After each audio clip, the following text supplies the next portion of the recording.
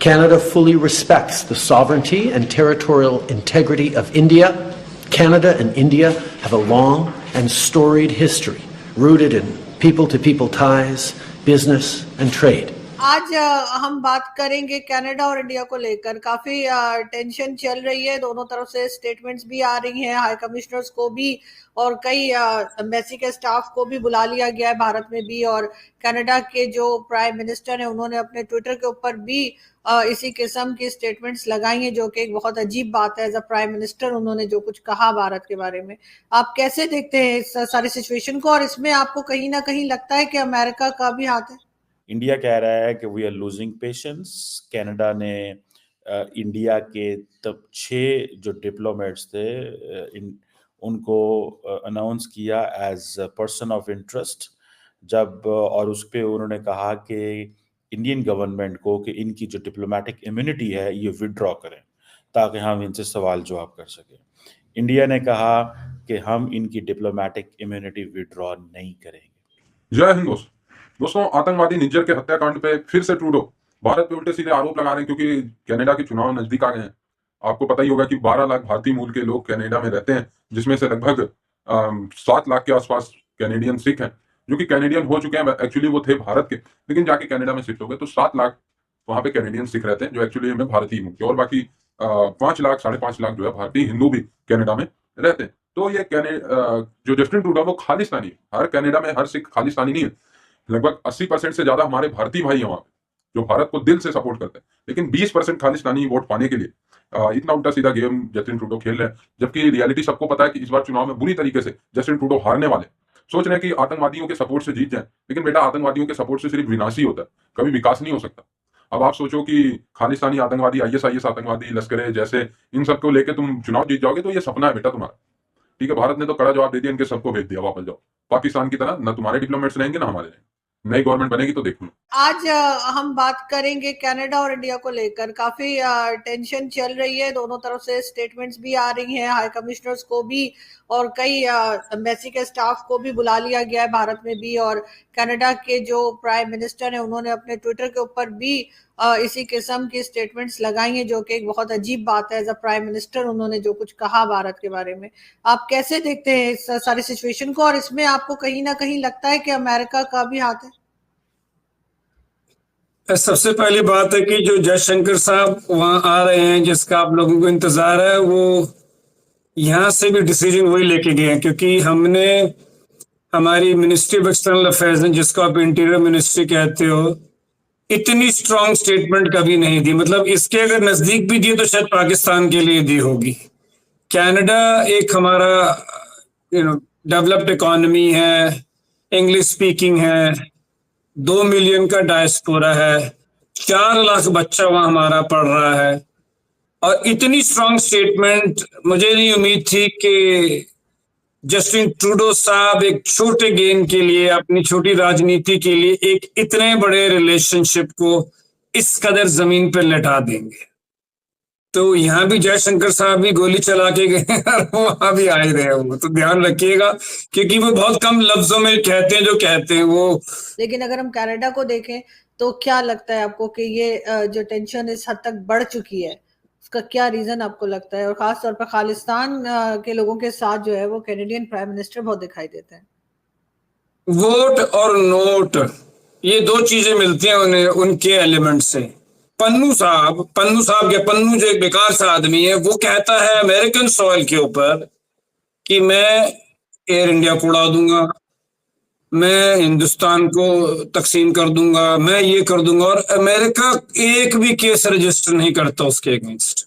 Trudeau साहब हैं, इनको चलाया जा रहा है पीछे से, क्योंकि शायद अकल से थोड़े पैदल है, इसीलिए इतना बड़ा रिलेशनशिप उन्होंने इंडिया के साथ इस समय इस कदर नीचे लगी। क्योंकि मैं एक बात बड़ी ह्यूमिलिटी से और माजरत के साथ कहना चाहूंगा कि इस समय इंडिया से दुश्मनी करके नुकसान ही है, क्योंकि इंडिया बूमिंग है। आपको ट्रेडिंग पार्टनर चाहिए, आपको 140 करोड़ के लोगों की मार्केट चाहिए। आगे अब कनाडा जैसा एक प्राइम मिनिस्टर आ जाता है जो अपनी समझ नहीं लगाता कि वो हमसे नहीं अपने मुल्क के लोगों से ज्यादती कर रहा है। जब 4 लाख बच्चा वहां पढ़ने जाएगा, वो एम्प्लॉयमेंट क्रिएट करेगा, हमारे यहाँ से सॉफ्ट पावर जाएगी, पर उसको नहीं चीज समझ आ रही वो क्योंकि वोट और नोट के चक्कर में 2% तो कनाडा में इंडियंस हम सारे, उस चक्कर में वो एक छोटी सी जो भटकी हुई कौम है जिसको आप खालिस्तानी बोलते हो, उनसे वो दोस्ती करके एक छोटे गेन के लिए आप एक बड़ी इतनी कंट्री का इंटरेस्ट नेगोशिएट कर रहे हो, तो मेरे हिसाब से वो इंसान समझदार नहीं है। लेकिन सर ये बात तो बढ़ती चली जा रही है। पहले भी हमने देखा कई बार एलिगेशंस लगाई गई कनाडा की तरफ से और भारत की तरफ से जवाब भी दिया गया, लेकिन इस बार तो बहुत आगे की बात हो गई है कि एक दूसरे के एम्बेसडर्स या हाई कमिश्नर्स को ही हटा लिया गया है। ये कहीं पर ये मामला आपको लग रहा है कि सुलझ जाएगा या और ज्यादा बढ़ती हुई दिख रही है ये बात? और खासतौर पे जैसे मैंने कहा कि मुझे तो बहुत ही अजीब लगता है कि कैनेडियन प्राइम मिनिस्टर जो है वो जाकर खालिस्तान के लोगों के साथ खड़े हो जाते हैं। मतलब आपने कहा कि एम्बेसडर साहब को फारिग कर दिया, तो लास्ट हमने पाकिस्तान का ही किया था एम्बेसडर फारिग जब कश्मीर में लगा था। तो देखो मेन बात यह है कि अभी आरजू जी और नीचे जाएगा, क्योंकि जब तक ट्रूडो है वहां, उसका अगले साल इलेक्शन है, पावर तो उसके पास है, तो अभी ये और नीचे जाएगा। वो एक बहुत बढ़िया शेर है कि लम्हों ने खता की और सदियों ने सजा पाई। तो ये भाई साहब आने वालों के लिए मुश्किल कर जाएंगे, क्योंकि आप देख लो हमारा पाकिस्तान से कहां सुलट पा रहा है। तो ये नीचे ले जाना, एक बिल्डिंग को डिमोलिश करना 2 घंटे का काम है, लेकिन उसको बनाने में एक इमारत को कितना समय लगता है। तो ये मेरी समझ से भी और नीचे जाएगा जब तक जस्टिन ट्रूडो वहां बैठा है, क्योंकि वो कंसिस्टेंटली इसको नीचे ले जा रहा है। ये तो छोड़िए, मैं आपको थोड़ा माजी में लेके जाता हूं कि इनके जो पिताजी थे वो भी कुछ इसी तरीके के थे। उनको इंदिरा गांधी जी ने बोला अर्ली 80s में कि भाई कुछ हमें खबर आ रही है, इंटेलिजेंस रिपोर्ट्स हैं, जो कि टेरी मिलिंस्की उनका कैनेडियन राइटर है जो रोज टीवी पे होता है, उसने भी कहा, और उज्जवल दोसांझ जी हैं जो ब्रिटिश कोलंबिया के चीफ मिनिस्टर रहे, उन दोनों ने ऑन रिकॉर्ड कहा था कि हमारे पास इंटेलिजेंस रिपोर्ट थी कि उस जमाने में 80s में परमार और 1-2 लोग हैं जिन्होंने शहर से बाहर जाके विस्फोट किया है और ये बम फाड़ने के चक्कर में घूम रहे हैं। उसने इसको पल्ला ही झाड़ दिया कि छोड़ो, ये आपस में लड़ रहे हैं, पगड़ी वाले लोग हैं, मुझे क्या लेना देना। उसका रिजल्ट क्या हुआ? हमारा एक कनिष्क प्लेन बॉम्ब बास्टेड हो गया, वो नीचे गया, उसमें 329 लोग मरे, जिसमें से 84 बच्चे थे। तो उसके पिताजी भी कुछ इस तरीके के थे। और उसके बाद देखिए कि अंग्रेजी में लफ्ज होता है फ्रॉडियन स्लिप, कभी कभी आप ना चाहते हुए भी कुछ कह जाते हो। तो वो उस जमाने में साहब राजीव गांधी जी को फोन करके कंडोलेंसेस दे रहे हैं, उन्हें पता नहीं था कि 329 में से 280 तो कैनेडियन सिटीजन थे। वो जो मरे बेचारे लोग, वो तो हमें आपको देनी चाहिए थी कंडोलेंस, वो हमें दे रहे थे। तो इससे आपको उनका माइंडसेट पता चलता। तो ये पिताजी को जो बीमारी थी वही बेटे को है। मुझे यही डर है, ये मेरा बहुत बड़ा डर है, और इसको बोलूंगा मैं कि भगवान ना करे, अल्लाह ना करे, क्योंकि देखो कि अब जब प्राइम मिनिस्टर ही उस के एलिमेंट के नाम से बिका हुआ है। To India and Canada both, दोनों मुल्क जो हैं वो एक दूसरे को, वो जिसे कहते हैं ना, चौक चौराहे में आके खड़े हो गए हैं। और जो इंडिया ने किया कि the moment last time Canadians ने पार्लियामेंट में खड़े होकर बात की, इंडिया ने कहा जी यहाँ से आप चले जाएं, बहुत सारे डिप्लोमेट्स को निकाल दिया।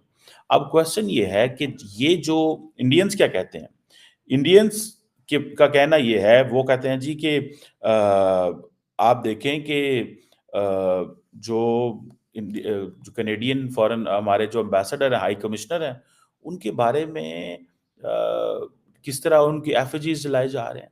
ठीक है जी, और वो कह रहे हैं जी टेररिज्म, सेपरेटिज्म। अब दुनिया एक चीज में तो जारी बात है इंडिया के साथ शुरू में खड़ी हुई। दोस्तों, दरअसल कनाडा ने समझ रखा था कि भाई हम गोरे हैं और भारत के लोग तो गोरों से डरते हैं। ठीक है, हम तो व्हाइट्स हैं, हम कुछ भी करेंगे, हम अफ्रीकन के लोगों के साथ कुछ भी करेंगे, हम एशियन लोगों के साथ कुछ भी करेंगे। पुरानी तरह से समझते हैं, जैसे पुराने समय में हर जगह गोरे स्किन के लोगों को इज्जत दी जाती थी, जो व्हाइट्स होते हैं जनरली। तो कनाडा भाई वो जमाना नहीं रहा। ठीक है, तुम भारत को चाहे जो कहो, भारत को चाहे जैसे बयान दो, भारत पे चाहे जो आरोप लगाओ, भारत सुनता रहेगा। ठीक है, पाकिस्तान की तरह ना हम किसी के दर पे भीख मांगने जाते हैं, ना हम कभी किसी के मिन्नतें तरलने करते हैं कि भाई हमें पैसे दे दो, हमारे साथ ट्रेड कर लो। नहीं, ये भारत का नहीं रहा। एटलीस्ट 10 सालों से, जब से नरेंद्र मोदी जी की गवर्नमेंट आई है, दुनिया के बड़े बड़े देश आके यहाँ मिन्नतें करते हैं, भारत कभी किसी के पास नहीं गया। खास करके कनाडा में क्या देगा यार, अगर भारत और यूरोप सप्लाई बंद कर दे तो कनाडा 10 दिन खाना ना खा पाए, ये हमें देंगे क्या? ठीक है, पूरा का पूरा बर्फ से तो ये ढके रहते हैं, ये क्या भारत को देंगे? ठीक है, भारत से इनकी ट्रेड होती है, भारत को क्या देते हैं? फैक्ट्री में तैयार किए गए कुछ रसायन, पोटास, ये सब। ठीक है, और भारत इनको बदले में क्या देता है? वेजिटेबल्स देता है, खाने पीने की चीजें देता है, चावल देता है, और क्या क्या चीजें भारत इनको, मेडिसिन देता है। अगर ट्रेड बंद करता है ना कनाडा, तरफ तरफ के मर जाएंगे, ठीक है, या मरेंगे इन द सेंस की जो भारत इनको 10 रुपए में चीजें सेल करता था वही चीज इनको 40 रुपए में खरीदनी पड़ेगी, तब इनकी औकात पता चली। और भारतीय मूल के हमारे सिख भाई भी जो कनाडा में रहते हैं वो भी 80% देशभक्त हैं, और मैं मानता हूँ 20% पाकिस्तानी इन्फ्लुएंस में आके वहां पे खालिस्तान का भी सपोर्ट करते हैं, और उनके वोटों से ट्रूडो कभी जीतने वाला नहीं।